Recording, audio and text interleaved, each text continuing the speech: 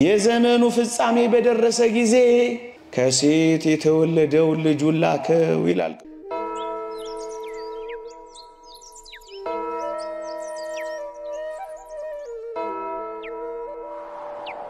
ከቀድሞ ከአዳም በደል ደግሞም ከመርገሙ ደግሞም በጅምላ ከመኮነኑ ደግሞም ሁላችንም ከደረሰብን ውድቀት ብቻውን አዳነን፣ ብቻውን መከራ ተቀበለልን፣ ብቻውን ደሙን አፈሰሰልን።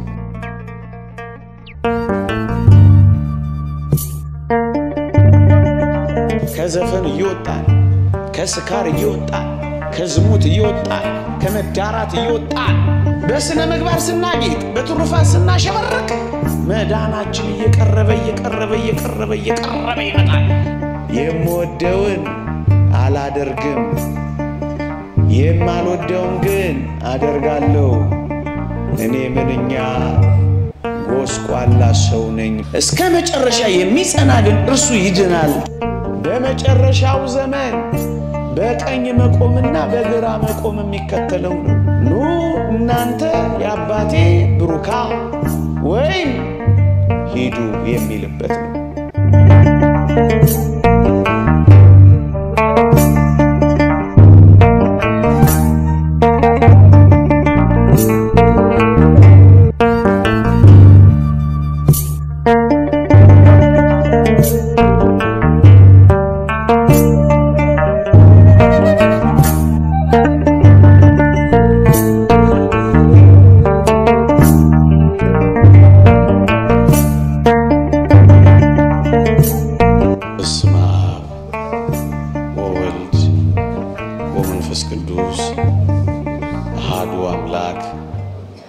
አሜን። እንደ እግዚአብሔር ቅዱስ ፈቃድ በዚህች ምሽት እንድንማርበት የመረጥኩት ርዕስ የራሳችሁን መዳን ፈጽሙ በሚል ርዕስ ይሆናል። የሐዋርያው የቅዱስ ጳውሎስ መልእክት ወደ ፊልጵስዩስ ሰዎች ምዕራፍ 2 ቁጥር 12 ይልቁንም ከናንተ ስርቅ በፍርሃትና በመንቀጥቀጥ የራሳችሁን መዳን ፈጽሙ ይላል። ምዕራፍ 2 ቁጥር 12 የፊልጵስዩስ መልእክት ምዕራፍ 2 ቁጥር 12 ቃሉን ልብ ብላችሁ ስሙ። በፍርሃትና በመንቀጥቀጥ የራሳችሁን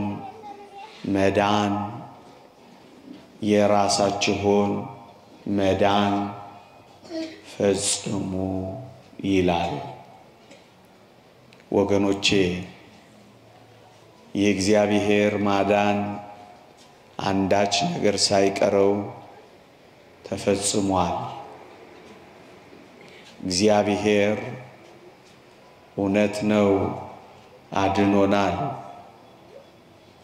ከቀድሞ ከአዳም በደልና መርገም ነፃ አውጥቶናል።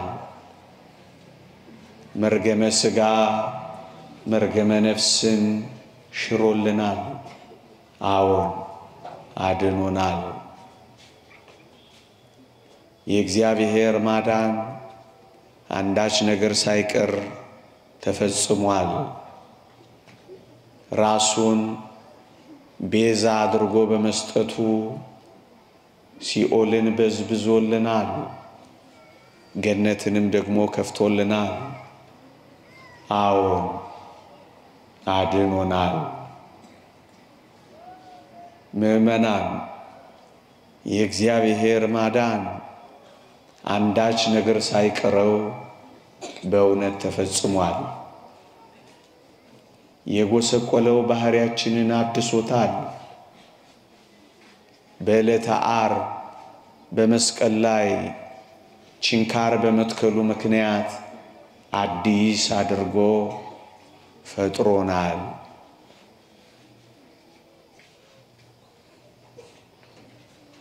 በኦሪት ወይም በብሉይ ኪዳን ዘመን ኃጢአት ብንሰራ ወገኖቼ ወይም ጽድቅ ብንፈጽም በጅምላ እንኮነን ነበረ። እዩ አድኖናል ብለን ስንናገር በጅምላ ከመኮነን ነፃ አውጥቶናል። አዎን አድኖናል። በኦሪት ጽድቅ ብንሰራ ጽድቃችን ፍሬ አታፈራም ነበረ። ለዚህ ነው ነቢያት ጽድቃችን የመርገም ጨርቅ ሆነ ያሉት። ቅዱስ ጳውሎስ በሮሜ መልእክት ምዕራፍ 6 ላይ ከጽድቅ ምን ፍሬ ነበራችሁ ይላል። እንደውም በሰባተኛው ምዕራፍ ላይ ለዚህ ለሞት ከተሰጠ ሰውነት ማን ያድነኛል እያለ ጮኋል። ክብር ምስጋና ይሁንለትና የተወደደ መድኃኒታችን ለሞት ከተሰጠ ሰውነት አዳነን። አሁን በአዲስ ኪዳን ጽድቅ ብንሰራ ፍሬ የምናፈራ ሆንን። የመርገም ጨርቅ የተባለው እንኳን ስሙ ተቀየረልን። አዎ አድኖናል። የደበዘዘውን ነፃ ፈቃዳችንን አድምቆልናል። ለጽድቅ ብንነሳሳ ሊያበረታን እግዚአብሔር ኃይል ሰጥቶናል። የደበዘዘው ነፃ ፈቃዳችን ደምቋል። ቅዱስ ጳውሎስ እንዲህ ይል ነበር፣ የምወደውን አላደርግም፣ የማልወደውን ግን አደርጋለሁ። እኔ ምንኛ ጎስቋላ ሰው ነኝ ብሎ ነበረ። ከሰለጠነብን በደል ከወደቀብን መርገም የተነሳ የምንወደውን እንኳን መፈጸም ያቃተን አቅመ ቢሶች ነበር። አሁንስ ነፃ ፈቃዳችን ደምቋል። ጠባለ ኪዳን መሸለ ቁርባን እንገስግስ ብንል ክብር ምስጋና ለእርሱ ይሁንለትና ኃይልን አጎናጽፎናል። ኃይልን በሚሰጠን በተወደደ በጌታችን ሁሉን የምንችል አድርጎናል። አዎን አድኖናል። ደግመዋለሁ፣ የእግዚአብሔር ማዳን አንዳች ነገር ሳይቀረው ተፈጽሞ የመዳንን ጸጋ ሰጥቶናል። በአዳም በደል ከመጠየቅ ድነናል። ለዚህ ነው እግዚአብሔር ማዳኑን ስለፈጸመ አሁን የሚቀረው የኛ ተሳትፎ ስለሆነ የእግዚአብሔር ቃል እንዲህ አለ፣ የራሳችሁን አለ። ልብ ብላችሁ አስታውሱ። የራሳችሁን ነው የሚለው። የእግዚአብሔር ማዳን ጸጋው ተሰጥቶናል። አሁን የኛ ተሳትፎ ይቀራል። ለዚህ ነው የራሳችሁን የሚለው። ወገኖቼ ሁለተኛ ነጥብ ላስታውሳችሁ። አንዳንድ ሰዎች እኛ ኦርቶዶክሳውያንን ብዙም ደስ የማያሰኝ ጥያቄ ይጠይቁናል። ምን ብለው? ድነሃል አልዳንክም ብለው በጥያቄ ለመወጠር ይሞክራሉ። እኛ ግን እንዲህ ብለን እንመልስላቸዋለን። ምን ብለን? አዎ ድነናል፣ ግን እዚሽ ጋር ብቻ እናበቃም። እንቀጥላለን። ምን እንላለን? ድነናል፣ እየዳንን ነው፣ ደግሞስ እንድናለን እንላቸዋለን። እውነት ነው፣ አድኖናል፣ ደግሞስ የመዳንን ጸጋና በር ከፍቶልን የመዳንን መንገድ ጀምረን መዳናችንን እንድንፈጽም አሳስቦን ወደ ራሳችን ሱታፌና ተሳትፎ ስለመጣን እየዳንን ነው፣ እንድናለን ብለን እንመሰክራለን። አጠቃላይ የዛሬው ትምህርት ጭብጥ በእነዚህ ነጥቦች ላይ የሚያተኩር ነው። ሶስተኛ፣ እኛ ኦርቶዶክሳውያን ድነናል ብለን ስንናገር ምን ማለታችን ነው? እንዲህ ማለታችን ነው። እኛ ድነናል ብለን ስንናገር እግዚአብሔር እኛን ለማዳን ዳግም ሰው አይሆንም፣ ዳግም መከራ አይቀበልም፣ ዳግም አይሰቀልም፣ ዳግም አይሞትም ማለታችን እንጂ እንደ አንዳንዶች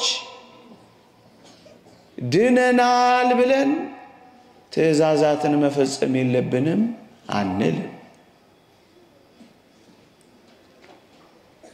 እኛ ድነናል ስንል እግዚአብሔር ዳግመኛ እኛን ለማዳን መከራ አይቀበልም፣ አይሰቀልም፣ አይሞትም፣ ሰው አይሆንም ማለታችን እንጂ ወገኖቼ ከክፋትና ከመንፈሳዊ ሰራዊት ከአጋንንት ጋር መጋደል የለብንም ማለታችን አይደለም።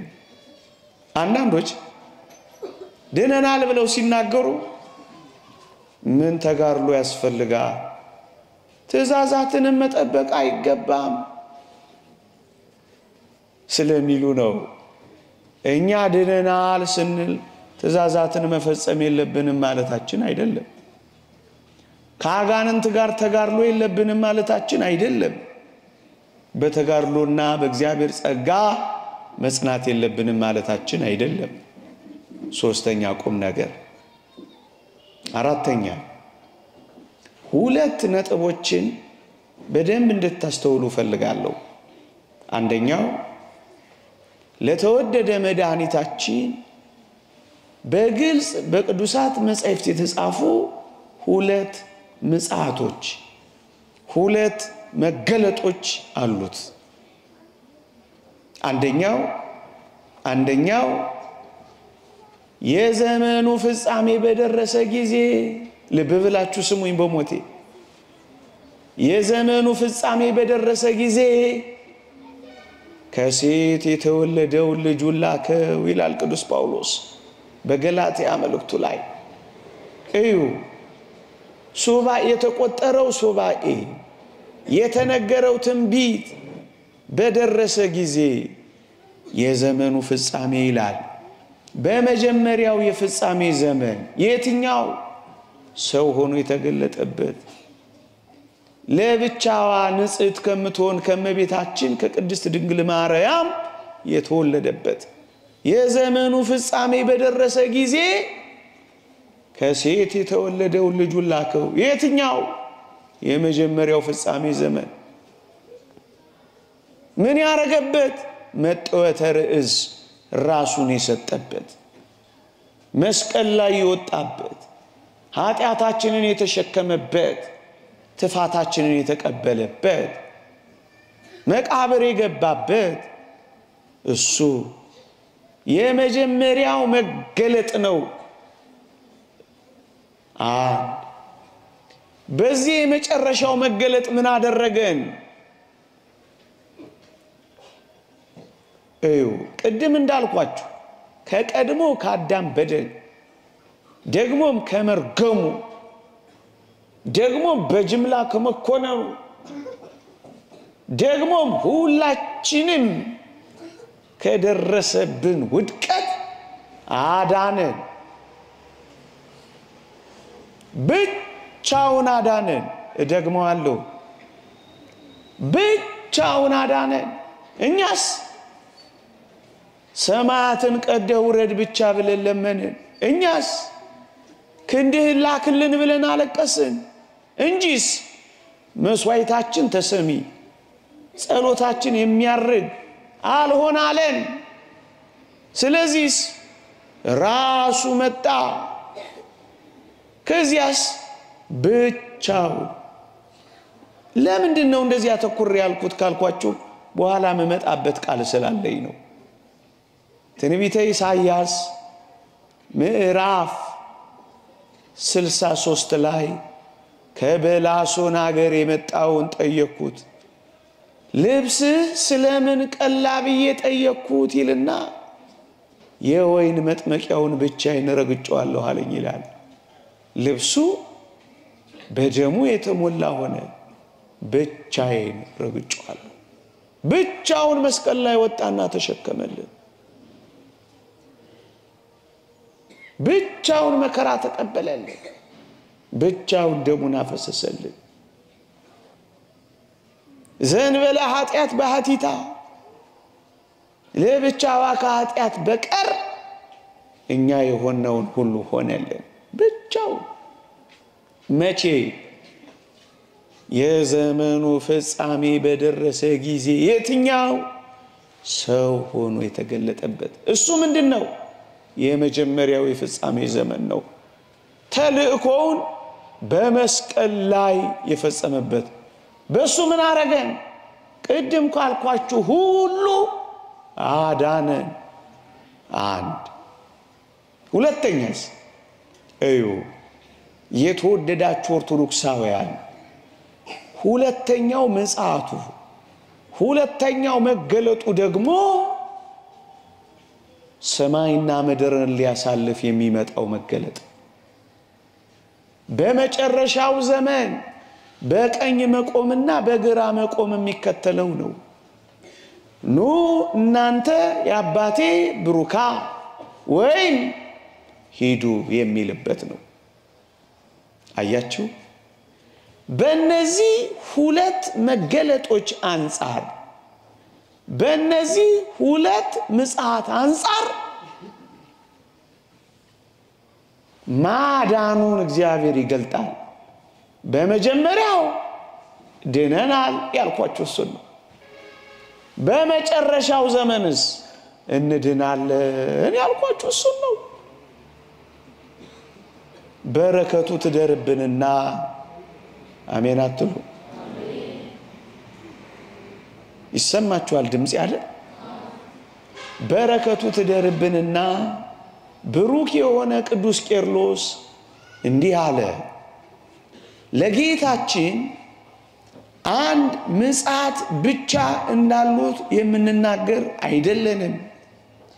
ይልቁንም በክብር ከፍ ያለውን ሁለተኛውንም ጭምር እንናገራለን እንጂ እስካሁን የገለጽኳችሁን የሚጠቀለል ምርጥ ሐሳብ ለጌታችን አንድ ምጽአት ብቻ እንዳለው የምንናገር አይደለንም። ይልቁንም በክብር ከፍ ያለው ሁለተኛውንም ምጽአት እንናገራለን እንጂ።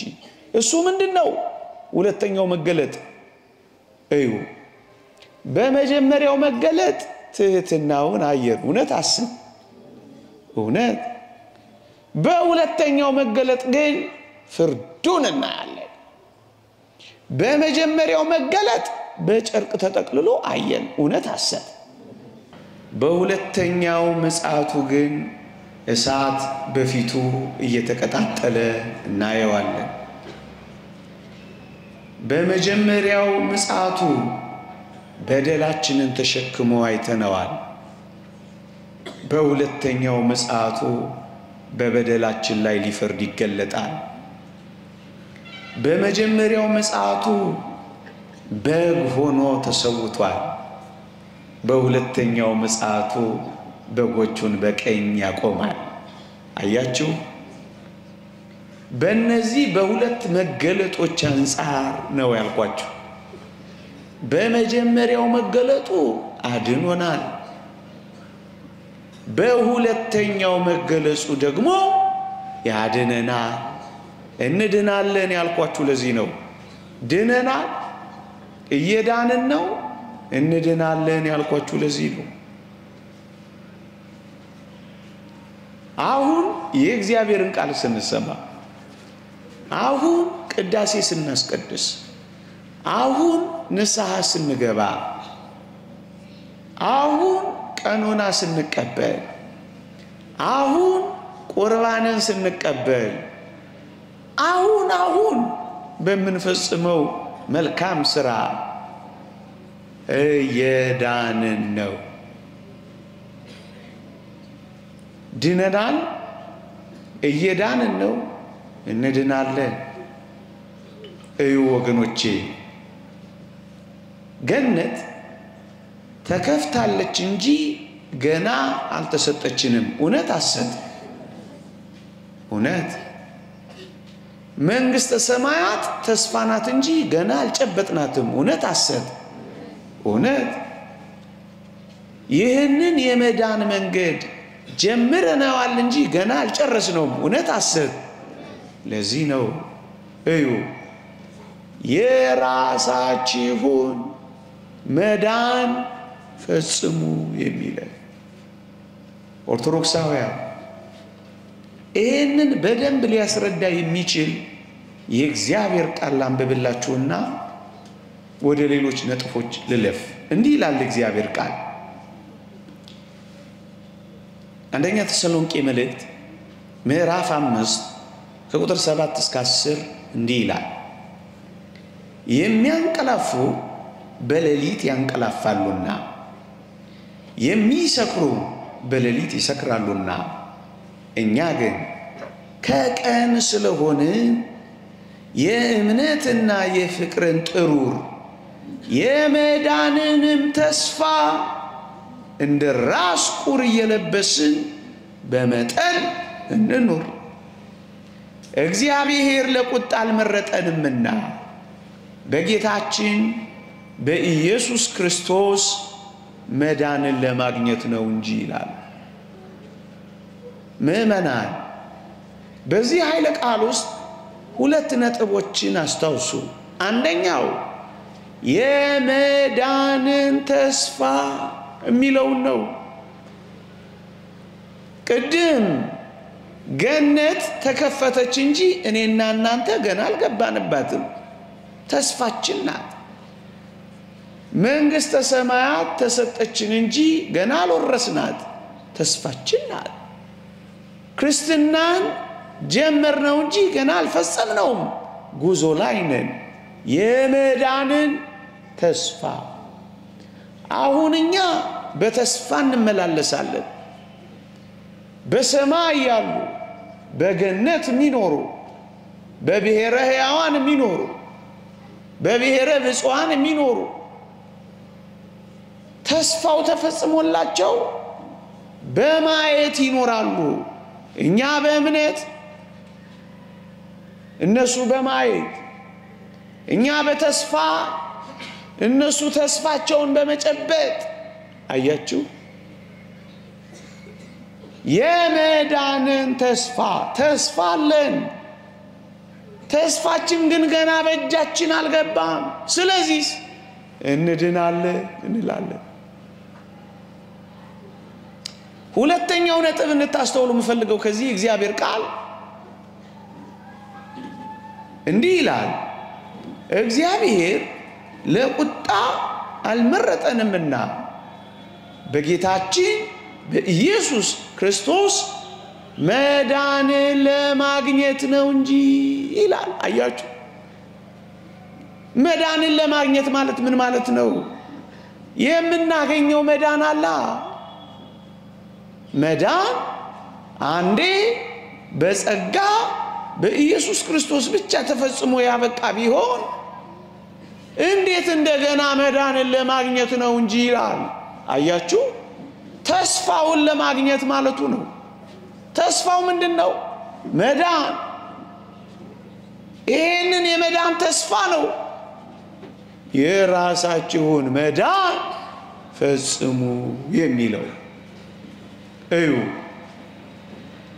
እኛ ኦርቶዶክሳውያን እንደዚህ እናምናለን። እንዴት? እግዚአብሔር የማዳኑን ጸጋ ሰጥቶናል ብለን እጃችንን አጥፈን የምንቀመጥ አይናችንን አፍጥጠን የምንመለከት አይደለንም። እደግመዋለሁ። እግዚአብሔር የማዳኑን ጸጋ ስለሰጠን ብለን በቃ ድነናል ብለን እንደ ልብ መረን ወተን አንኖርም። በጀርባችንም አንጋለልም። ሊቁ ቅዱስ ዮሐንስ አፈወርቅ ጸጋ ስለተሰጠን በጀርባችን ተንጋለን እንድናለን ማለት አይደለም ብሏል። ይቀጥልና ጸጋ ሁሉንም ነገር ያደርጋል ማለት አይደለም። እናስ የራስህን መዳን እንድትፈጽም ምን ተስፋውን እንድትሞላ አይናችንን አፍጥጠን በጀርባችን ተንጋለን እግራችንን አጣምረን እጃችንን ሰብስበን የምንኖር አይደለንም። ምን እናረጋለን? የራሳችንን ተሳትፎ እዩ።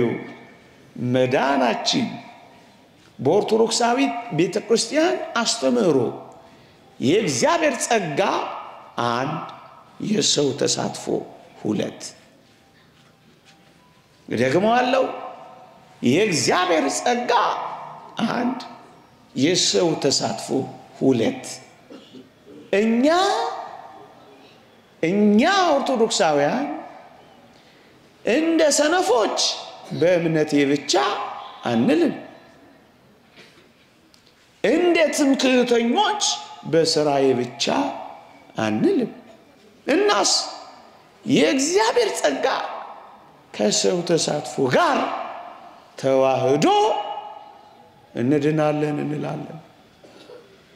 ይሄን የሚያስረዳን የእግዚአብሔር ቃል አለ። አዎ ምን የሚል እንዲህ ይላል ቅዱስ ጳውሎስ፣ አብረንም እየሰራን የእግዚአብሔርን ጸጋ በከንቱ እንዳትቀበሉ እንለምናለን። አብረን እየሰራን አያችሁ፣ ከጸጋው ጋር ከስጦታው ጋር ከማዳን በር መክፈቱ ጋር እኛም ደግሞ እንሳተፋለን። ኦርቶዶክሳዊት ቤተክርስቲያን እንዲህ ትላለች፣ እንደ አውግስጢኖስ በእግዚአብሔር ጸጋ ብቻ አንልም፣ እንደ ጲላጊየስ በሰው ስራ ብቻ አንልም።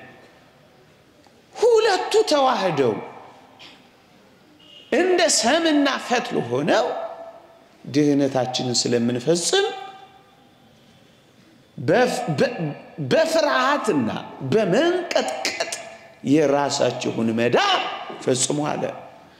የተወደዳችሁ ምእመናን እንደ ባለ አእምሮ አስቡ፣ ደግሞ ምክንያታውያን ሁኑ።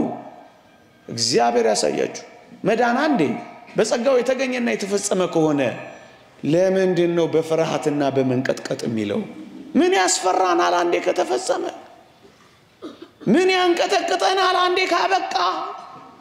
ጸጋው አንዴ ለዘላለም ገነት ያስገባን ከሆነ የምን መፍራት ነው? የምን መንቀጥቀጥ ነው?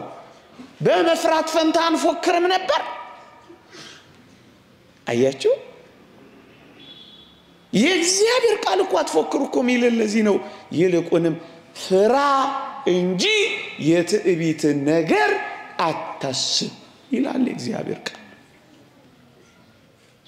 ለዚህ እኮ ነው በትህትና ድነና እየዳንን ነው እንድናለን ብለን የምንመሰክረው። ያውስ በመፍራትና በመንቀጥቀጥ።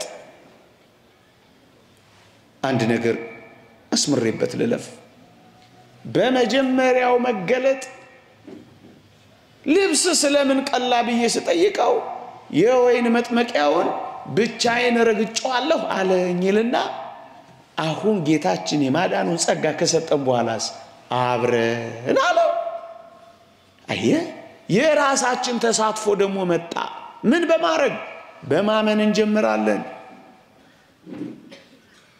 የመንፈስ ቅዱስ ተካፋዮች ለመሆን በሜሮን እንከብራለን። ከእግዚአብሔር ለመወለድ በጥምቀት በዮርዳኖስ ማህፀን ተጸንሰን እንወለዳለን። ከዛስ ከሱ ጋር ተዋህደን ለመኖር እኔ በእናንተ እናንተ በኔ ስጋዬን የሚበላ ደሜን የሚጠጣ እሱ በኔ ይኖራል እኔም በእርሱ እኖራለሁ እንዳለ ተዋህዶን ይኖራል። አየህ ከዚያስ ይሄንን የተሰጠንን ጸጋ በተጋድሎ ደግሞ ለመጠበቅ እንጋደላለን። መጽናት ያስፈልጋችኋል የሚለን እኮ የእግዚአብሔር ቃል እኮ ለዚህ ነው የተወደዳችሁ እግዚአብሔር ልጆች የእግዚአብሔርን ፈቃድ አድርጋችሁ የተሰጣችሁን የተስፋ ቃል እንድታገኙ መጽናት ያስፈልጋችኋል። የተስፋው መዳን ነው። ምን ይፈልጋል? ጽናት ነው። ከዛስ የእግዚአብሔርን ፈቃድ ማድረግ ነው። ማድረግ ማመን ብቻ አይደለም፣ ፈቃድ ማድረግ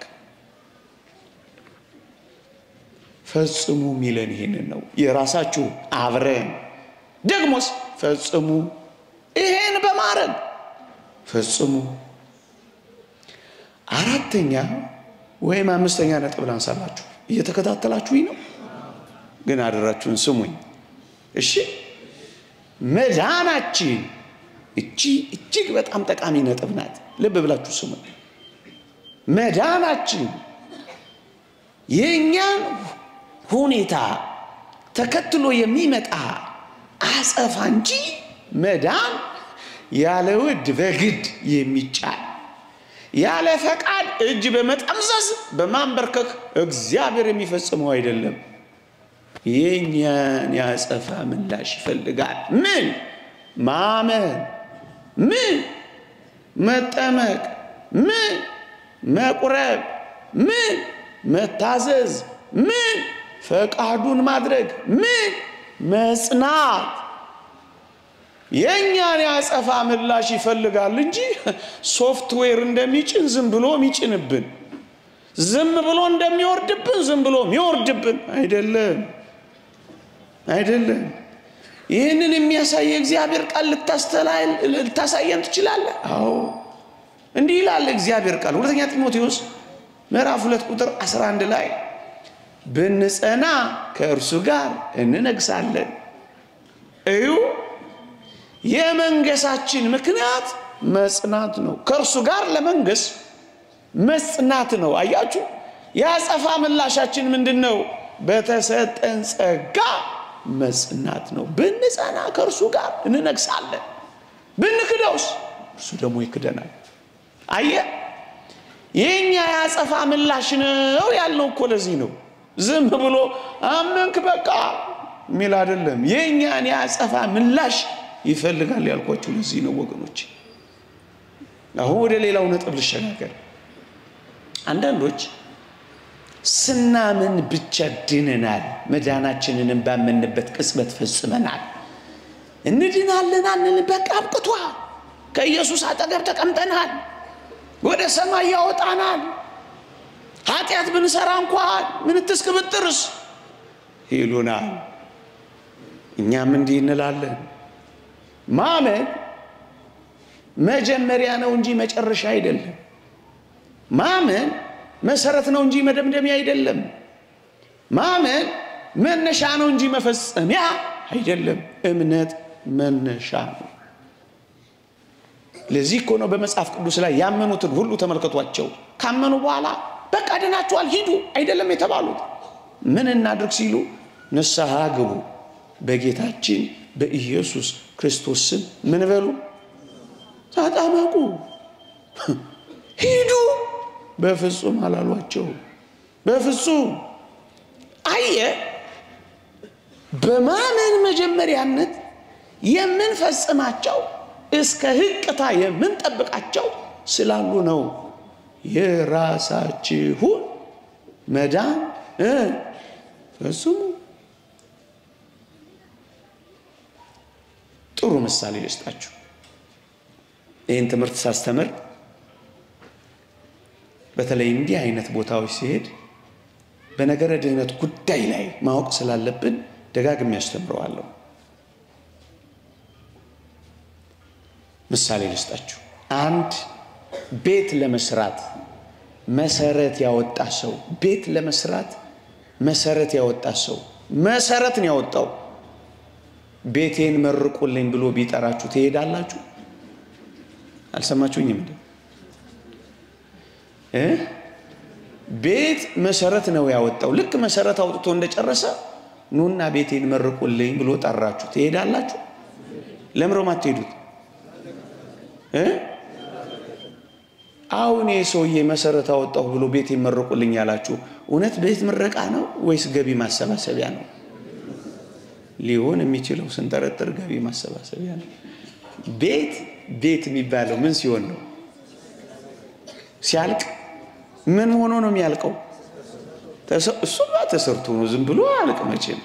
ምን ሆኖ ጣራ ሲገባለት እውነት አስብ፣ መሰረት ሲወጣለት ብቻ ነው ጣራ። ከዛስ ግድግዳ። አሁን በዚህ ዘመንስ ፊኒሺንግ ይሉት ነገር አለው። ያኔ ነው ቤት የሚባለው። እውነት አስብ። መሰረት ቤት ማለት አይደለም። ለዚህ ነው ሊቁ ዮሐንስ አፈወርቅ አሜንሰ መሰረት ይእቲ፣ እምነት ሃይማኖት መሰረት ናት ይልና ምግባርና ትሩፋት ደግሞ ጣራና ግድግዳ ናቸው። ግልጽ ነው። እምነት መሰረት ነው፣ ሌላውስ እንደ ጣራና ግድግዳ ነው። ቤት እስኪያልቅ ድረስ ሂደት እንዳለው መንግስተ ሰማያት እስክንገባ ድረስ ባለው ሂደት ውስጥ ያለውን መዳናችንን ፈጽሙ ነው የሚለን። ይህን የበለጠ የሚያስረዳልን የእግዚአብሔር ቃል ልታሳየን ትችላለህ? እንዲህ ይላል እግዚአብሔር ቃል። በሞቴችን ቃል በደንብ ስሙ። የሮሜ መልእክት ምዕራፍ 13 ቁጥር 11 ላይ እንዲህ ይላል፣ ካመንበት ጊዜ ይልቅ መዳናችን ዛሬ ወደኛ ቀርቧልና። ካመንበት ጊዜ ይልቅ እዩ፣ በሞቴ ካመንበት ጊዜ ይበልጥ ማለት አይደለም። እዩ፣ የማመን ጊዜ መዳናችንን በቅጽበት የፈጸምንበት ጊዜ እንዳልሆነ ማወቅ ከፈለጋችሁ ካመንበት ጊዜ ይልቅ መዳናችን ዛሬ ወደኛ ቀርቧል። ሌሊቱም አልፏል፣ ቀኑም ቀርቧል። በስካር አይሁን፣ በዘፈን አይሁን፣ በመዳራት አይሁን ይላል። አያችሁ፣ ካመንበት ጊዜ ይልቅ መዳናችን ወደኛ የሚቀርበው። እዩ፣ በጣም የሚገርም ቁም ነገር ታገኛላችሁ። አንደኛ መዳን ወደኛ እየቀረበ ነው ይላል። እየቀረበ የሚመጣ ከሆነ መዳናችን ሂደት መሆኑን አንድ ነገር አረጋግጡ። ሂደት ነው፣ ቅጽበት አይደለም። ፕሮሰስ ነው፣ ሞመንት አይደለም። ምክንያቱም መዳናችን እየቀረበ ይላል። ሁለተኛው ካመንበት ጊዜ ይልቅ ማለት ከማመን ጊዜ ይበልጥ ማለት አይደለም ነው እኮ። ቀርቧል የሚለው ሂደት ካመንበት ጊዜ ይበልጥ ማለት እኮ ነው። አያችሁ፣ ያመንበት ቅጽበት መዳናችን የፈጸምን። ይልቁንስ ከዘፈን እየወጣን፣ ከስካር እየወጣን፣ ከዝሙት እየወጣን፣ ከመዳራት እየወጣን፣ በስነ ምግባር ስናጌጥ፣ በትሩፋት ስናሸበርቅ መዳናችን እየቀረበ ይመጣል። ከጨለማ ወደሚደነቅ ብርሃን ገብተን ስንኖር መዳናችን እየቀረበ ይመጣል። አንድ ሊቅ እንዲህ ይላል፣ እየጨረስኩ ነው፣ አይዟችሁ። እሺ እንዲህ ይላል አንድ ሊቅ። ይህንን በጣም የሚያረጋግጥልን ጽኑ ሐሳብ ስለሆነ ስሙኝ። አንድ ሊቅ ምን ይላል? ማመን ይላል፣ ማመን ችግኝ እንደመትከል ነው ይላል። ማመን ችግኝ እንደመትከል ነው ይልና መተከል ብቻ በቂ እንዳልሆነ በመድህኑ በኢየሱስ ክርስቶስ ማመን ብቻ በቂ አይደለም ይላል። አንድ ችግኝ እንዲበቅል ፍሬ እንዲያፈራ መተከል ብቻ ይበቃዋል? ውሃ ማጠጣት ያስፈልገዋል? አያስፈልገውም? ከአረም መጠበቅ ያስፈልገዋል? አያስፈልገውም? ከነፋስ መከላከል ያስፈልገዋል? አያስፈልገውም? እንክብካቤ ያስፈልገዋል? አያስፈልገውም? መተከል ብቻ በቂ እንዳልሆነ በመድህኑ ማመን ብቻ በቂ አይደለም። ውሃ እንደሚጠጣ ጥምቀት መጠመቅ አለበት። ከአረም እንደሚከላከሉት ከርኩሳት መናፍስትና ከአጋንንት መጠበቅ አለበት። ቅጥር እንደሚቀጠርለት ሥርዓትና ትእዛዝ ይፈጸምለታል። አያችሁ መተከሉ ብቻ በቂ እንዳልሆነ በመድህኑ ማመን ብቻ በቂ አይደለም። እናስ በስነ ምግባር መኖር፣ መጠመቅ፣ መቁረብ፣ ሌሎች ተጋድሎችን መፈጸም ይገባል። ይሄንን ነው የሚለው። አንድ ምሳሌ ልስጣችሁና ላብቃ። ሰፊ ነው ትምህርቱ። ኮንዶሚኒየም የሚባል ወላይታ እዚህ ያለ እንዴ? አረካለ ታውቃላችሁ? ግን አይደል? ሰማላችሁ አይደል? የለም እዚህ አለ አይደል? እሺ፣ ብዙ ጊዜ የሚመስለው ምሳሌ ነው። ከመምህራን ያገኘሁት ነው። መንግስት ኮንዶሚኒየም ገነባ ማለት ሁላችንም ወደ ኮንዶሚኒየም እንገባለን ማለት ነው ነው? ምን ማድረግ ያስፈልጋል? ወደ ኮንዶሚኒየሙ ለመግባት ምን ማድረግ ያስፈልጋል? እዩ፣ ስለተገነባ ብቻ ሁላችንም አንገባም። ይልቁን ምን እናደርጋለን? እንመዘገባለን። እውነት አሰብ ከምዝገባ በኋላ ገንዘባችንን ፎጭ አድርገን እንቆጥባለን። እውነት አሰብ መቆጠብ ብቻ ሳይሆን ሳያቋርጡ መቆጠብ እና መጨረስ ያስፈልጋል። እውነት አሰብ ከዚያ በኋላ ነው መንገባው። እውነት አሰብ እንደዚህ እኮ ነው። ገነት ተከፍታለች ስለተባለ ሁላችንም ተንጋግተን መንገባ መስላችሁ? መንግስተ ሰማያት ተሰጣለች ሲባል ሁላችንም እንዴት ይሆናል? ይሄማ አይሆንም። አለበለዚያ ለምን ወንጌል ይሰበካል? አለበለዚያ ለምን ሰይጣንስ ይደክማል? ሰይጣንስ አንዳንዶችን አገኘ ብሎ አይደል እንደሚዞረው? አንዴ በጸጋው መዳንን ካገኘን ምን ያደክመዋል? እሱስ ስለነሳ ስለምን ይሰበካል? በቃ አይደለም። እንደምትመዘገቡ እምነት ገንዘፎች አድርጋችሁ እንደምትቆጥቡ በእግዚአብሔር ቃል በሕጉ በትእዛዙ መጽናትን በጸጋ እግዚአብሔር መዋሃድን በመልካም ሥራ መበርታትን ሳታቋርጡ እንደሆነ ጽናትን ይሄ ነው የሚያስፈልገው። ለዚህ ነው ፓትርያርክ ሺኖዳ the heresy of salvation in a moment በሚለው አስደናቂ የነገረ ድህነት መጽሐፋቸው እንዲህ አሉ። salvation is the story of the whole life። ድህነት ወይም መዳናችን የህይወታችን ሙሉ ታሪክ ውጤት ነው አሉ። አዎ ለዚህ ነው ድነናል፣ እየዳንን ነው፣ እንድናለን የምንለው። ለምን? መዳን የህይወታችን ሙሉ ታሪክ ውጤት እንጂ አምኛለሁ ድኛለሁ ባልንበት ቅጽበት የሚፈጸም አይደለም። ለዚህ ነው የእግዚአብሔር ቃል የራሳችሁን መዳን ፈጽሙ ሚለን። ያንድ ሊቃል አንብብና ላብቃ። 45 ደቂቃ ሆኖኛል። የሰው ልጅ የህይወት ጉዞ ቀጣይነት ያለው የተጋድሎ ጉዞ ነው። በድህነት መንገድ የምንጓዘው እስከ መጨረሻይቱ ህቅታ ነው። ለዚህ ነው በመፍራትና በመንቀጥቀጥ የራሳችሁን መዳን እስከ ህቅታ ድረስ ተጋደል፣ እስከ ህቅታ ድረስ በርታ። እንደዚህ ነው መዳናችን። ጎርጎሪዮስ ፓልማስ የተባለ ሊቅ እንዲህ አለ። የመጨረሻዬ እስከ መጨረሻ የሚጸና ግን እርሱ ይድናል ተብሏል። ስለሆነ ከዚህ ፍጻሜ በፊት ያለ እዩ እስከ መጨረሻው የሚጸና እርሱ ይድናል ነው የሚለው ወንጌል። ይሄን ሲተረጉም ምን ይላል?